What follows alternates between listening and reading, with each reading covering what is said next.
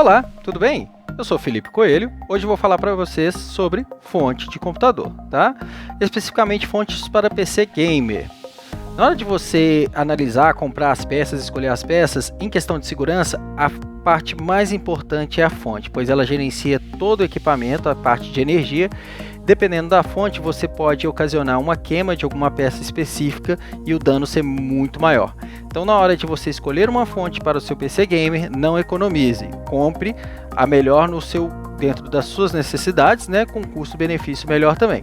E é disso aqui que eu vou falar, tentar te dar algumas dicas de como escolher bem uma fonte para o seu PC gamer, ok?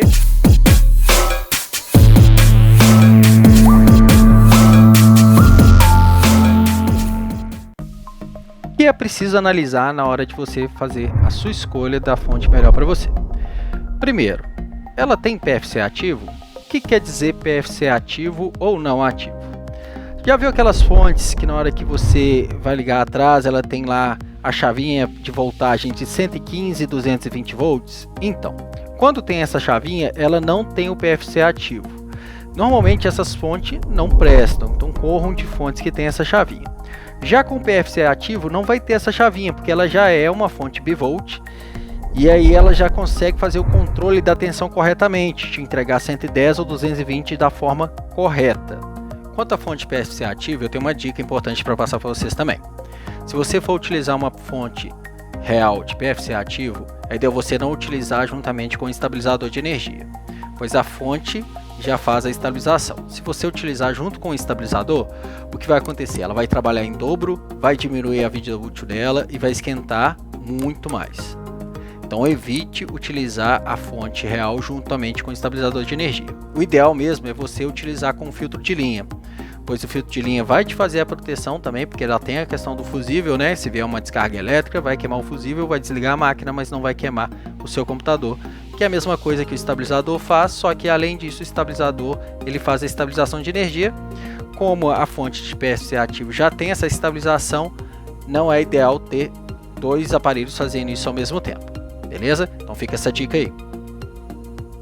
O segundo ponto a ser analisado é a certificação 80 Plus. O que quer dizer essa certificação 80 Plus? Ela é a certificação que garante a entrega energética da fonte, tá? E aí existe a certificação 80 Plus White, Bronze, Prata, Gold e Platino. Quanto melhor é a certificação, melhor é a entrega energética. A certificação White, ela entrega 80%, a certificação Bronze entrega 85%, a certificação Prata 88%, a certificação Gold 90%, a certificação Platino 92% e a certificação Titânio, que eu esqueci de comentar, entrega 96% da energia. Então você tem esses selos que você pode analisar na hora de fazer a sua compra em cima do certificado 80 Plus. Outra coisa legal de dizer também é que existem algumas empresas, na verdade duas empresas, que fazem o teste na fonte, botam a fonte no seu limite para ver qual fonte vai entregar realmente o que promete, o que entrega melhor.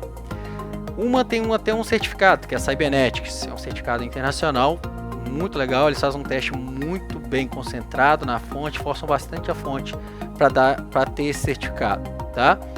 Outra coisa legal também, aqui no Brasil a gente tem a TecLab, inclusive fez uma parceria com a Cybernetics. Eles costumam fazer um teste bem forçado nas fontes para ver se elas aguentam mesmo o tranco, para ver se realmente são fontes boas ou não, beleza? A última dica que eu queria deixar para vocês é a respeito da quantidade de watts que a gente deve utilizar, né? Pô, qual fonte eu devo comprar? De 400 watts, 500 watts, 550, 650? Como eu vou calcular isso? Existe um site que ele faz esse cálculo para você. E eu vou deixar na descrição aqui do vídeo o site e vou te ensinar agora como mexer, o que você deve fazer na hora de calcular, tá bom? Vamos lá então? Então, aqui no computador, vocês vão digitar aqui no Google, se vocês quiserem, digitar aqui Power Supply Calculator, tá? Eles vão te dar algumas opções de calculadora aqui para você utilizar.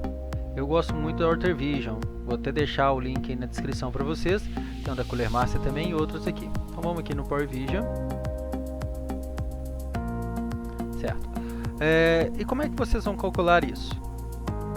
Aqui tem algumas especificações do seu computador que você vai colocar aqui para ele te dar o cálculo que você precisa.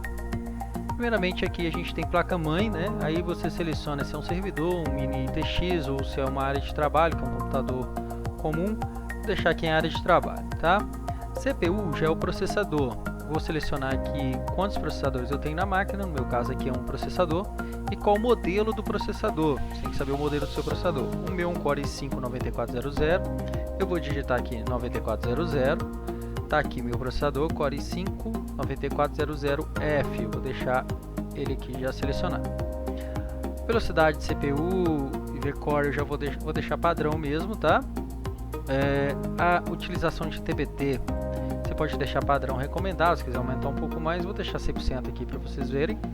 A memória, quantos slots, quantos pentes de memória eu tenho aqui utilizando? Tem um pente de memória de 8 GB DDR4. Vou selecionar aqui. Placa de vídeo, qual que é a minha placa de vídeo? Eu tenho uma placa de vídeo aqui AMD. Qual placa de vídeo eu utilizo? Eu utilizo a RX 550 da Redragon. Vamos descer aqui mais. Se eu tiver uma segunda placa de vídeo, eu vou selecionar e colocá-la aqui, mas não é o caso, tá? Armazenamento seria o HD. No meu caso aqui eu utilizo um HD comum de computador. Normalmente o HD de computador ele tem 7200 RPM, 7.2K aqui RPM. Se eu tivesse um SATA, eu colocaria o SATA aqui também, tá? Selecionaria um e colocaria o SATA aqui também. Como não tem o SATA ainda, fica só esse Mentice HD. Drive óptico, se tiver um drive de DVD, de CD, você vai selecionar e colocar aqui. Não é o caso aqui, tá? As placas de PCI Express e PCI normalmente são aquelas placas que a gente coloca uma placa de áudio ou placa de rede Wi-Fi, né? PCI Express é normalmente aquela placa menorzinha, a PCI é uma placa maior um pouco, tá? Eu não tenho nenhuma placa PCI Express nem PCI, mas eu tenho um adaptador USB de wireless. Como aqui não te dá a opção de colocar esse adaptador USB nesse site, eu coloco aqui no PCI Express, aí eu seleciono aqui uma placa WLAN, tá? Para substituir a questão do adaptador USB. Descendo aqui nós temos teclado e mouse. O meu teclado é um teclado padrão, o meu mouse é um mouse game de jogos. Então vou colocar aqui o mouse game. Aqui já na segunda parte nós temos outros dispositivos USB, LED, controladores, etc. Então aqui você tem algumas opções. Quando a gente fala de USB, são dispositivos que são ligados na placa-mãe, mas não aqueles soldados que normalmente ficam na frente do computador. No meu caso aqui eu tenho dois USB 2.0 na frente e um USB 3.0. O resto é soldado direto na placa, tá? Descendo aqui nós temos as fãs, que são os coolers de resfriamento. Eu tenho um cooler do gabinete padrão de 80 mm, vou deixar selecionado aqui. Ok. O kit de refrigeração líquida normalmente é o cooler líquido para o processador, a bomba de refrigeração líquida também. E aqui o monitor, vou selecionar aqui um monitor de 27 polegadas, que é o meu monitor. Normalmente eu utilizo esse computador por volta de 8 horas por dia. E quanto tempo eu utilizo para jogo, edição de vídeo e tal? Vou deixar aqui 8 horas também, para forçar um pouco mais. E eu clico em calcular. Ele me deu aqui que a potência que eu devo utilizar é em torno de 274 watts. E o que é recomendável para mim é utilizar uma fonte de pelo menos 324 watts. Ele até recomendou uma aqui de 650 VA aqui, mas não precisa de tanto, tá? Se pegar uma de 400, 500 watts, igual eu. Para esse computador eu adquiri uma de 550 da Corsair CX 550, que na minha opinião é uma das melhores custo-benefício assim para PC de entrada, PC gamer de entrada. Então eu adquiri essa fonte, ela tem 5 anos de garantia, uma fonte muito boa, com 80 Plus bronze, muito boa mesmo. É uma das que eu recomendo para vocês aí. Então é isso. Calcular, só vir aqui no site e fazer esse cálculo que ele vai te dar essa base, tá bom?